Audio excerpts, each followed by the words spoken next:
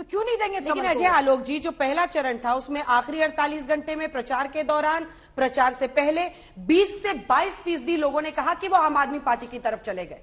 क्या ये एक संदेश नहीं है? देखिए, क्योंकि उन्होंने नोट पर गणेश जी, लक्ष्मी जी की बात की, वो हिंदुत्व की पॉलिटिक्स जोड़ रहे हैं फ्रीबीज वाली अपनी पॉलिटिक्स में। क्या ये बहुत बड़ा थ्रेट नहीं है? जिस विचारधारा के दम पर हिंदुत्व की राजनीति और प्रयोगशाला गुजरात को बीजेपी ने बनाया, और लगातार वो, हालांकि पिछले चुनाव में नीचे जा रहे थे, लेकिन अब वी शेप्ड रिकवरी उनका हो गया, छप्पर फाड़, वहां पर क्या डेंट नहीं मार सकते कि आम आदमी पार्टी? क्योंकि बीजेपी की तमाम चीजें उन्होंने अपने फ्रीबीज वाली पॉलिटिक्स में जोड़ ली है। देखिए अंजना जी, मेरा मानना है कि इस गुजरात चुनाव में आज तक में बीजेपी ने सबसे अपना सर्वश्रेष्ठ प्रदर्शन किया, जिसमें 52% वोट और रिकॉर्ड नंबर ऑफ सीट्स 156 आई है। आप इसके बावजूद देखिए, इसका ग्रे लाइन ये है कि अभी भी 48% वोट बीजेपी के खिलाफ है। लेकिन ये इतने ज्यादा आगे इसलिए बढ़ पाए हैं क्योंकि डायरेक्ट कॉन्टेस्ट कांग्रेस और बीजेपी का हुआ ही नहीं। आप कहीं भी राज्यों को उठा के देख लीजिए, भाजपा को हमेशा फायदा होता है अगर ट्रायंगुलर कॉन्टेस्ट हो या क्वाड्रेंगुलर कॉन्टेस्ट हो। डायरेक्ट कॉन्टेस्ट में आप यूपी देखिए, बीजेपी जीती जरूर, लेकिन उनकी सीटें कम हो गई, 262, 283, 275 के आसपास हो गए। पहले राउंड में 303 थे। तो कहीं ना कहीं आम आदमी पार्टी हर जगह प्रयास में है कि कांग्रेस को वो रिप्लेस कर सके। जहां जहां उसको मौका मिल रहा है वहां वो पैर फैला रही है, जहां सक्सीड कर जा रही है। पंजाब इसका उदाहरण है, हिमाचल प्रदेश में सक्सीड नहीं कर पाई, गुजरात उदाहरण है। तो मुझे लगता है कि आने वाले समय में चुनौती कांग्रेस के लिए है कि वो आपको कैसे रोके, बीजेपी के लिए चुनौती नहीं है। ठीक है, संजय जी का एक कमेंट, उसके बाद सर मैं आपके पास आ रही। नहीं, देखिए आंकड़े बड़े स्पष्ट बता रहे हैं कि आप अगर दिल्ली को देखें, दिल्ली में भी जिस तरह से आम आदमी पार्टी आगे बढ़ी और कांग्रेस का सफाया हो गया, पंजाब में भी यही हुआ, और गुजरात में उसकी आहट सुनाई पड़ रही है। आहट इसीलिए क्योंकि अभी 13% वोट है, और ये वोट कहां से आ रहे हैं? ये सारे के सारे कांग्रेस के वोट थे जो 2017 में लोगों ने उनको वोट दिया था। ये सारा वोट खिसककर आम आदमी पार्टी की तरफ आ गया। बीजेपी का वोट गिर नहीं रहा है, बीजेपी का वोट बढ़ा है पिछले चुनाव की तुलना में। तो आम आदमी पार्टी तो थ्रेट है कांग्रेस के लिए आने वाले समय में।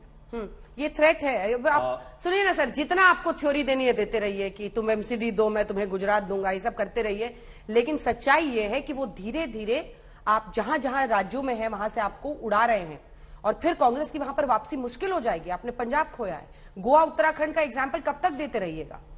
देखिए, आम आदमी पार्टी के बारे में सबको पता है, ठीक बात है कि बी टीम है तो जाएगी, भाजपा ले जाती है, वहां पे वो जाती है और वहां पे वो अपना परफॉर्म करती है।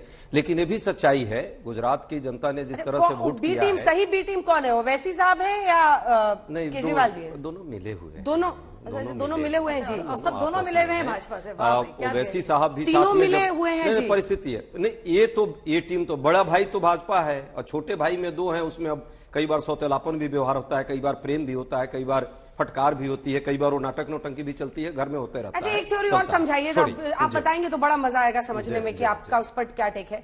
लोग कहते हैं कि अरविंद केजरीवाल जी के पीछे तो सारी एजेंसीज लग गई हैं, लेकिन ओवैसी के खिलाफ कभी भी कोई एजेंसी नहीं लगी है। तो अब आपको मैंने एक और लिंक लीड दिया है, अब बताइए कि असल टीम कौन है? जो ज्यादा ध्रुवीकरण करता है, जो ज्यादा लाभ देता है, उसके पीछे थोड़ा कम रहता है। समय समय के हिसाब से वहां भी लग जाएगा, यदि लगेगा कि उस लगाने से उनको लाभ होगा तो। लेकिन वहां लाभ नहीं है।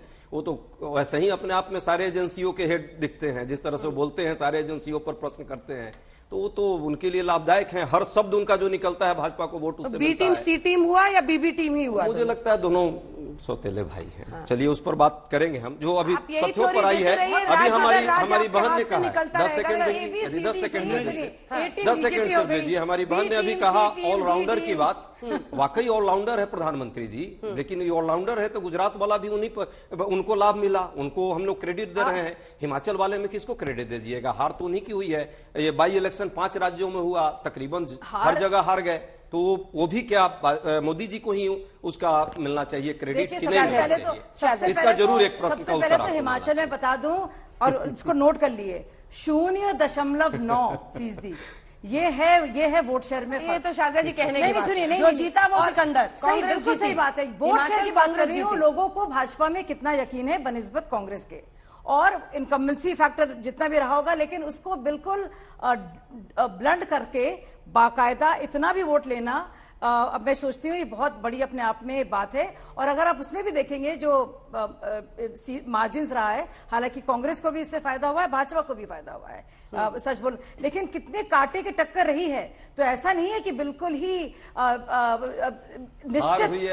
बिल्कुल निश्चित जीत थी कि भाई जीतना ही जीतना है। वो देखिए अगर मगर डगर का पूरा मतलब इसमें रहा है और वो सामने दिख रहा है। तो आप नहीं बिल्कुल सही बात है। और आपने अभी कहा बी टीम, अच्छा सुनिए, सारी टीमें बी टीम है कांग्रेस के लिए, सारी टीमें, कांग्रेस हट गई हर जगह। पश्चिम बंगाल को आप देखेंगे, अगर आप अब ये तो सपा के साथ जाएगी। जयराम रमेश जी ने बोला है बी टीम कॉपीराइट करेंगे कांग्रेस नाम पर, एफ टीम, तो क्या कांग्रेस क्या बचेगी? जी टीम, जेड टीम आखिरी में आने दीजिए, वक्त आएगा। देश की जनता सब समझती है, बुद्धिमत्ता है देश की। कभी आपने सोचा है कि बी टीम जो है बीजेपी की, दरअसल मधुसूदन मिस्त्री हो जाते हैं जब वो औकात कह देते हैं पीएम का।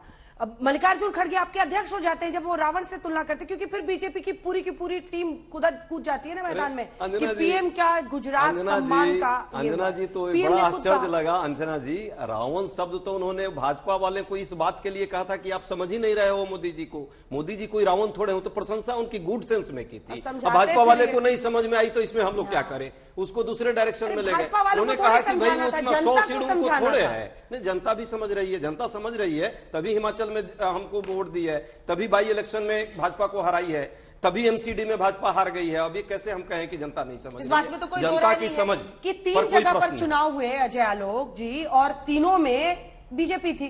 दो निकल गया हाथ से, एक बचा। लड़ तो बीजेपी रही थी। पहली बात, मैं अजय जी से एक सवाल पूछना चाहता हूं। अजय जी मानेंगे इस बात को, क्या राजनीति में आपकी विपत्ति हमारी संपत्ति है? ये सही बात है ना? नैरेटिव क्रिएट, कई बार हमारी विपत्ति किसी तीसरे की विपत्ति भी बन जाती है। चलिए ठीक है, आप जैसे भी लीजिए।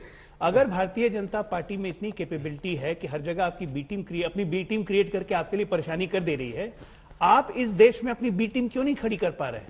ऐसी कौन सी विचारधारा आपने पकड़ ली है कि कांग्रेस की बी टीम, 125 साल पुरानी पार्टी की बी टीम नहीं खड़ी हो रही है? अजोट बी टीम बनती है वो आपसे निकल के ही बनती है, अपनी सरकार बना लेती है। ममता बनर्जी को देखिए, वाईएसआर को देखिए, सब तो कांग्रेस ही थे। शरद पवार को देखिए, निकले अपना अलग हो गए। आपकी बी टीम क्यों नहीं बनती?